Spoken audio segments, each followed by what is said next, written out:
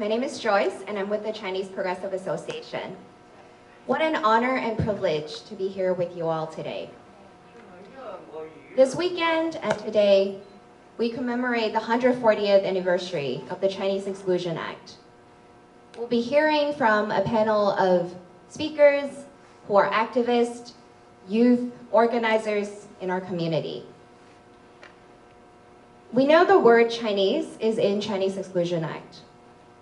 However, we also know that when there is any kind of exclusion that happens in our community, in our society, in our country, all of us are impacted. Whether it is exclusion from the ability to enter or stay in this country, exclusion to stay in your home, exclusion from receiving fair return of your work, or any kind of exclusion really on anyone based on how they look, who they are, where they're from, and the language they speak. And so today, as we commemorate together, as we honor our ancestors, let's remember to stand strong in inclusion, not just because it's the right thing to do, but because it is actually vital to our survival, to our humanity, and to our community. So I would like to now introduce our first panel of speakers. We have Reverend Norman Fong with the Chinatown CDC and a Presbyterian church in Chinatown. And we also have Dennis Casey Wu, who's a senior at Lowell High School and proud citizen of San Francisco, also co-author, along with George Chilton Low and Drew Min, of a San Francisco Board of Supervisors resolution apology to the Chinese community. Now I would like to invite up Norman.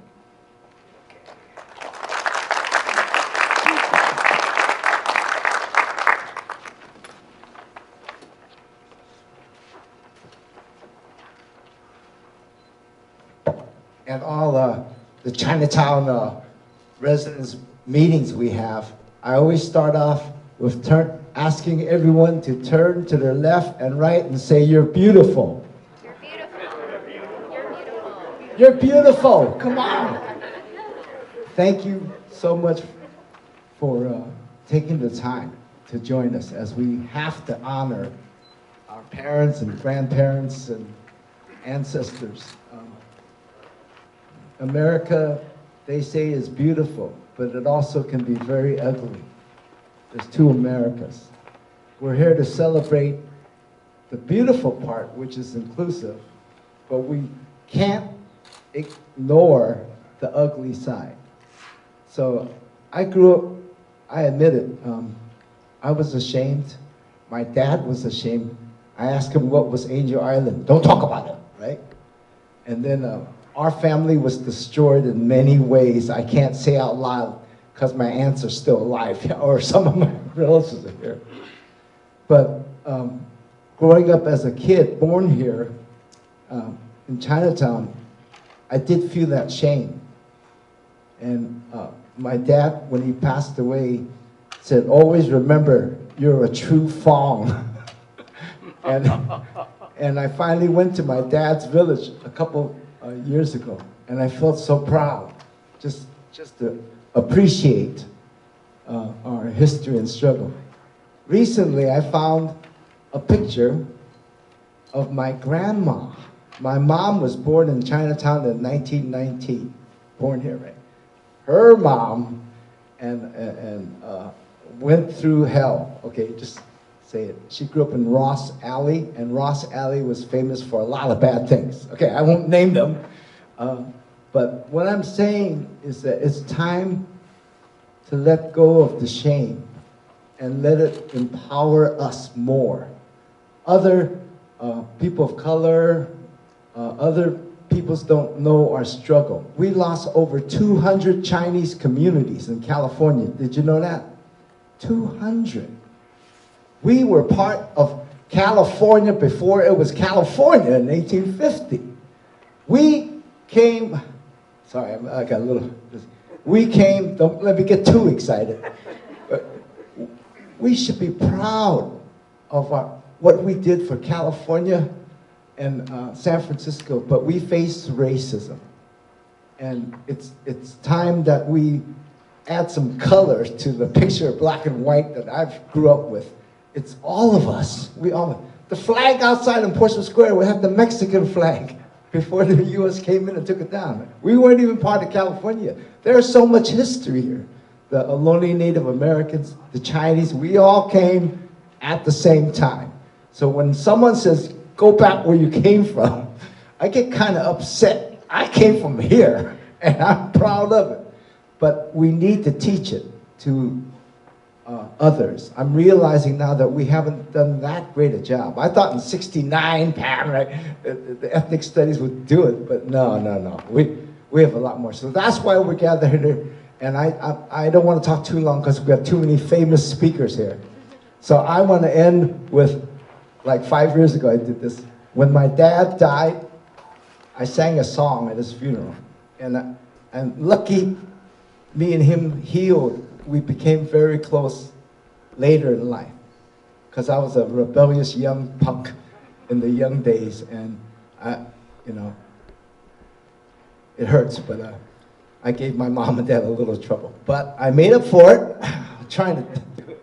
So here's the song that you all should know if you were around in 71 or 72. Eddie, you gonna sing it with me? All right, Dad, Mom, Grandma, everybody.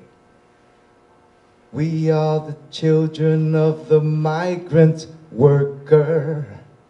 We are the offspring of the concentration camps, sons and daughters of the railroad builders. And when we leave our stamp on America. Okay, turn to the person to the left and right and say, you're beautiful. We're beautiful.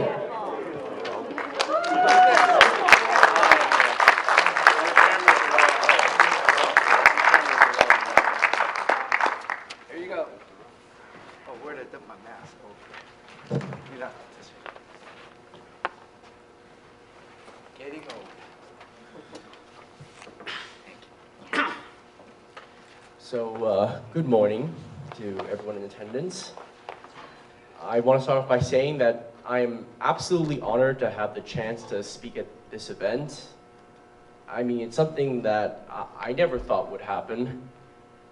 I just want to say that when I did my resolution, along with Drew Min and George Tilton Low, we decided we would focus on not just the Chinese Exclusion Act, but expand our focus to specific experiences of Chinese living in San Francisco. And what we found was that in San Francisco, the Exclusion Act was just one of many forms of discrimination Chinese immigrants and their descendants faced in the city. You know, I'll never forget when researching this project how shocked I was to discover that not just Chinese, but Asians in general were forced to attend racially segregated inferior schools in the late 19th century. I had always thought that this sort of segregation was exclusive to the Jim Crow South. And to learn that it was something that happened in my hometown of San Francisco was disturbing. And another moment in my research that has stood out in my mind was learning about the San Francisco bubonic plague outbreak of 1900 to 1904, and how the SF Board of Supervisors voted and passed Ordinance number 85, which empowered the Board of Health to quarantine anyone. And as a result, the Board of Health abused these powers, and they racially profiled anyone of Chinese descent, while also restricting their basic civil liberties, such as forcibly quarantining them in Chinatown. Learning about this, I just couldn't believe it. The exact same thing is happening again. Chinese Americans are being scapegoated for the COVID-19 pandemic, like when former President Trump called COVID-19 the Kung flu, and which has helped fuel the high frequency of violent attacks on Chinese and other Asian elderly happening right now. It served as proof of the old axiom, history repeats itself. Such discrimination and hostility towards the Chinese American community, which was what led to the school segregation, Ordinance number 85, and the creation of the Chinese Exclusion Act 140 years ago, it still haunts the city and this country. And that's why I feel the Chinese American community should follow the example set by the late, great Dr. Martin Luther King Jr. and take an activist stance. The Chinese American community must be more vocal about the issues facing our community, and they just have to go and they must vote. Otherwise, history is doomed to repeat itself.